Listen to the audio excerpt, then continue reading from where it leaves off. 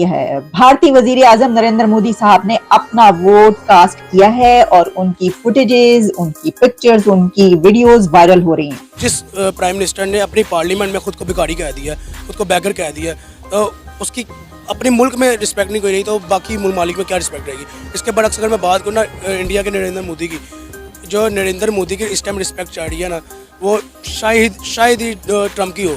आप बात करें तो मोदी के ऊपर जितना भी अभी तक बात रही है, फिर और जो भी उसके मुतालिक एक आम राय है, लेकिन उसका टर्नओवर आप उठा के देखें ना तो एक बहुत ज्यादा विजिबल, एक रिमार्केबल वहाँ पे डेवलपमेंट हुई है। हम तो कहते हैं मुकाबला करेंगे, आज तो हम ट्रेड करना चाहते हैं। पहली बात है कि अगर अल्लाह करे कि आपकी जो वीडियो है वो वायरल हो जाए और मोदी तक बात पहुंच जाए, ठीक है। हाँ, मैं उसका शुक्रिया अदा करना चाहता हूँ कि उसे वो नरेंद्र मोदी का, हाँ, नरेंद्र मोदी का शुक्रिया अदा करना चाहता हूँ कि वो हमें दुश्मन समझता है यार, किसी कैटेगरी में लाता है तो है, ठीक है ना। ये थोड़ी बात है कहाँ एक इलाके का चौधरी, कहाँ फकीर, ठीक है। इंडिया की तरक्की करने का सबसे बड़ा राज है उन्होंने अपनी बेसिक्स, अपनी पहचान अपनी चीजों से बनाई।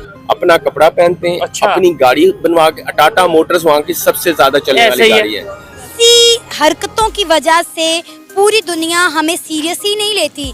इंडिया के प्राइम मिनिस्टर नरेंद्र मोदी की जितनी रिस्पेक्ट है, हमें उतना ही जलील करते हैं, हमें उतना ही डिग्रेड किया जाता है। ये बात आपने बिल्कुल ठीक की। जय हिंद दोस्तों, खुद प्रधानमंत्री मोदी को वोटिंग करते हुए देख पाकिस्तानी पूरी तरह से हैरान हो चुके हैं और अब अपने ही प्रधानमंत्री को गालियां दे रहे हैं। पॉपुलेशन है, आप 24 करोड़ को कंट्रोल नहीं, सही नहीं कर रहे वो। अब यहाँ पे अगर आप उसको थोड़ा सा न्यूट्रल होकर देखते हैं तो आपको उनसे सीखना चाहिए। ठीक है, कंपैरिजन नहीं करना चाहिए, सीखना चाहिए, क्योंकि उन्होंने इन सारे हालात के बावजूद तरक्की कर रहे हैं, उनकी इकोनॉमी ग्रो कर रही है। ठीक है, और दुनिया के जो बड़े बड़ी जिनकी जो इकोनॉमी थी, जिन मुल्कों की जो डेवलप कंट्रीज थे, उनको टफ टाइम दे रहा है इंडिया। इसमें कोई शक नहीं है। इंडिया की अगर आप बात करें तो मोदी के ऊपर जितना भी अभी तक बात रही है, फिर और जो भी उसके मुतालिक एक आम राय है, लेकिन उसका टर्नओवर आप उठा के देखें ना तो एक बहुत ज्यादा विजिबल, एक रिमार्केबल वहाँ पे डेवलपमेंट हुई है, नजर आई है, और नजर आई है, दुनिया देख रही है। और उन्होंने आईटी को उठा के देख लिया। एक सिंपल से हम टोटल की बात नहीं करते, सिर्फ आईटी की। चांद पे वो पहुंचे, चंद्रयान 3 उनका, उसके अलावा 5वीं बड़ी इकोनॉमी, और बहुत सी ऐसी चीजें हैं जो हमें स्टेप बाय स्टेप उनको अगर काउंट करने, आप सिर्फ आईटी को उठाएं और आईटी को उठा के देखें कि उन्होंने क्या डेवलप। इस वक्त दुनिया में जो आईटी में लोग काम कर रहे हैं वो इंडिया को प्रेफर करते हैं कि वहाँ से अपने सॉफ्टवेयर, अपनी एप्लीकेशन और चीज। जी हाँ दोस्तों, हाल ही में हमारे न्यूज़ चैनल में पीएम मोदी को वोटिंग गिराते समय हमें देखा गया।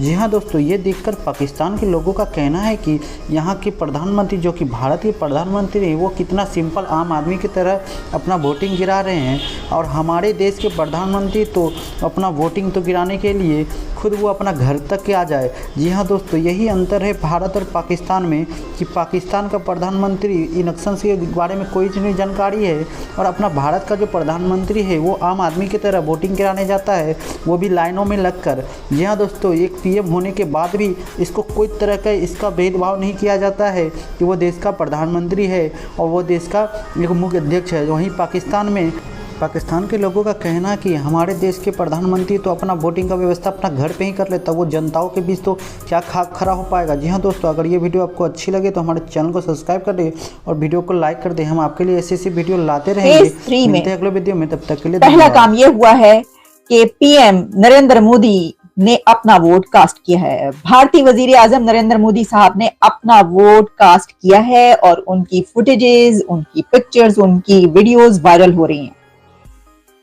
फेज 3 क्यों इतना अहम है, हम इस पे बात करेंगे। लेकिन इसी के साथ हुआ यह है कि इंडिया के एक बहुत जाने माने पहचाने एक्टर जो कि मिथुन चक्रवर्ती हैं, उन्होंने अपना दिल खोला है, और अपना दिल इस तरीके से खोला है कि उन्होंने बात की है प्राइम मिनिस्टर नरेंद्र मोदी साहब के हवाले से।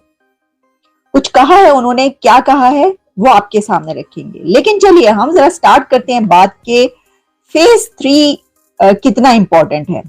तो जैसा मैंने आपको बताया कि हमने पहले भी कहा था कि इंडिया के इलेक्शंस पे हम इसको पूरे तरीके से कवर करेंगे, आपके सामने तमाम खबरें, डेवलपमेंट्स लेकर आएंगे।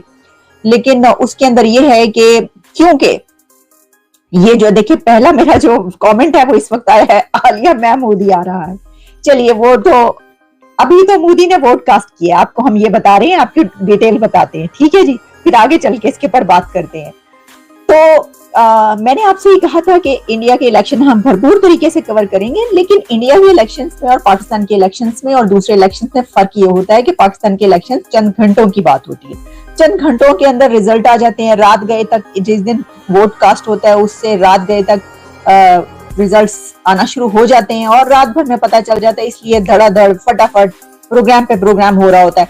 2 दिन के अंदर जो है वो तमाम प्रोग्राम्स करके हम धन तख्ता कर देते हैं, हम कर देते हैं पानी का पानी, कि भाई ये हो गया है और ये सारा रिजल्ट आ गया। लेकिन क्योंकि इंडिया के इलेक्शंस जो हैं वो तो फेजेस में हैं, जून में जाके इसका सही जो है वो अनाउंसमेंट होगी, रिजल्ट आएगा। तो इसलिए जैसे ही कोई बड़ी डेवलपमेंट होती है तो मैं आपके लिए प्रोग्राम लेकर आती हूँ। तो इस वक्त जैसा कि मैंने आपको बताया कि ये जहां पर अब फेज 3 में ये आप ये सोच लीजिए कि ये 93 कॉन्स्टिट्यूएंसीज हैं, 10 स्टेट्स हैं और इसके अंदर गुजरात भी शामिल है। तो प्राइम मिनिस्टर नरेंद्र मोदी साहब ने अपना वोट कास्ट किया है अहमदाबाद में, और वहां पर जब वो अपना वोट डालने के लिए गए तो उनको वेलकम करने के लिए वहां पर उनके सपोर्टर्स बड़ी तादाद में मौजूद थे, आवाम वहां पर मौजूद थी। उनके लिए उन्होंने स्लोगन्स लगाए, नारेबाजी की, उनके ऑटोग्राफ लिए और उनसे ऑटोग्राफ लिए गए, तस्वीरें उतर रही थी और उन्होंने वहां पर कुछ छोटी मोटी स्पीच भी की, और जिसमें उन्होंने खास तौर पर जो पत्रकार होते हैं, यानी कि जो हम हैं, यानी कि जर्नलिस्टों से उन्होंने ये कहा कि आप, क्योंकि आपको रेस्ट भी चाहिए और आप खास तौर पर इलेक्शंस के दिनों में बहुत ज्यादा काम करते हैं, तो इसलिए अपना ख्याल भी रखें। अच्छा, अब ये जो मैंने आपसे ये बात कही कि ये बहुत अहम इलेक्शन फेज है, इसकी वजह यह है कि इससे पहले 2 फेज गुजर चुके।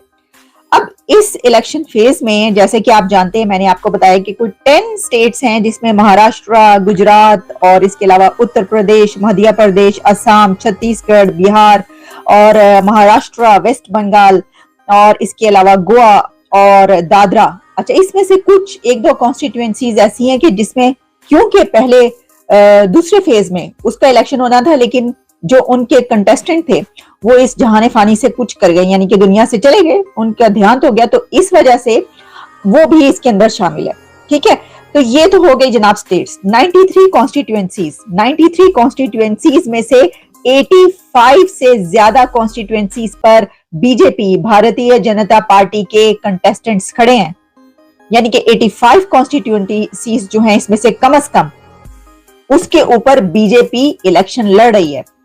और इसमें अगर आप थोड़ा सा प्लस माइनस करें तो देखिए, एक तो गुजरात तो है ही बीजेपी का, नरेंद्र मोदी का गुजरात है, वहां से तो उन्होंने क्लीन स्वीप करना है। बहुत